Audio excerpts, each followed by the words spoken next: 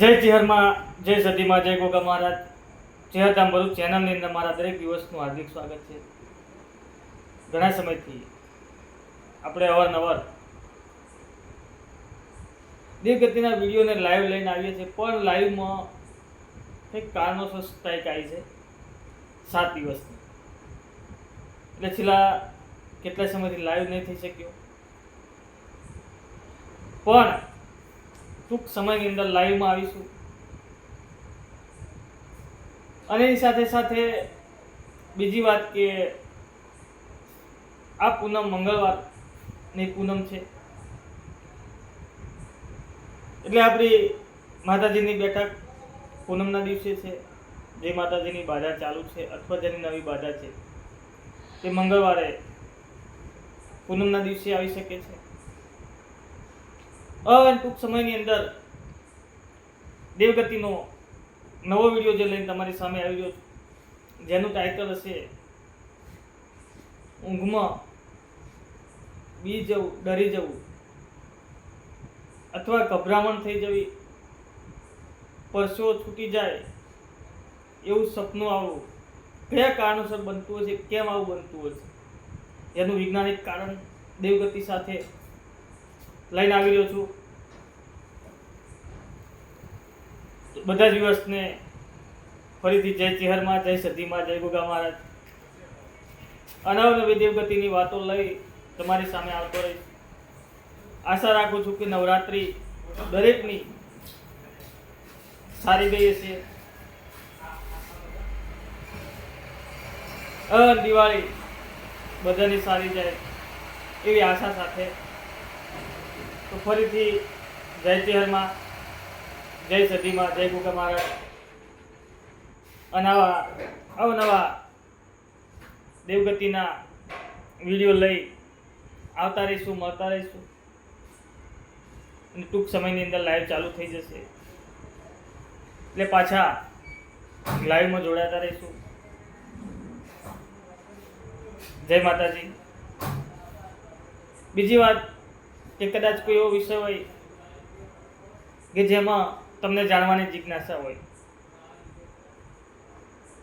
જેના પ્રશ્ન થકી ઘણા બધાનું સોલ્યુશન આવી શકતું હોય, કોઈ એવા પ્રશ્નો હોય તો તમે કોમેન્ટમાં જણાવી શકો છો, અને કોમેન્ટમાં તમારો જવાબ અથવા વિડીયો થકી મને તમને જવાબ આપતા આનંદ થશે. બીજું, નવરાત્રિ પતી ગઈ છે, દિવાળી આવી ગઈ છે. દિવાળી પછી ત્રીજના દિવસે, ભાઈ બીજ ને ત્રીજના દિવસે આપણો ચેહરમાંનો જોરદાર પ્રોગ્રામ છે. ઘરે જણાવતા આનંદ થાય કે રાત્રે માતાજીનો પ્રોગ્રામ છે, તો આપ સૌ વધારી શકો છો. માતાજીનું જાગરણ છે, આપ સૌ આવી શકો છો. જે ઈચ્છતા હોય આવવા માટે તે આવી શકે છે. ત્રીજી વાત કે માતાજીની બેઠક આપણે રવિવાર કરતા હવે પૂનમ તો પૂનમ કરી દીધી છે. લાઈવમાં થોડો પ્રોબ્લેમ થયો છે, જેવું સોલ્યુશન આવી જશે તરત લાઈવ આવીશ. ઘણા બધા ઘણી જગ્યાએથી આશા રાખીને બેઠા છે, ક્યારે મુલાકાત થશે, ક્યારે મુલાકાત થશે. પણ 100% જરૂર મુલાકાત થશે. હું સમજી શકું, જાણી શકું છું કે પરિસ્થિતિ શું હોય છે, પણ કંઈક ને કંઈક ટાઈમના અભાવના કારણે સમય નથી આપી શકતો.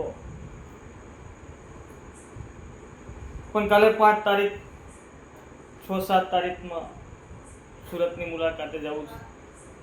તો જય ચેહરમાં, જય સદીમાં, જય ગોગા મહારાજ. આશા રાખું છું કે બધા વાતને સમજી શકે. એવું નથી હોતું કે કોઈને દુઃખી કરવા કે સમય ના આપવો, પણ કંઈક ને કંઈક સમયનો અભાવ સતત.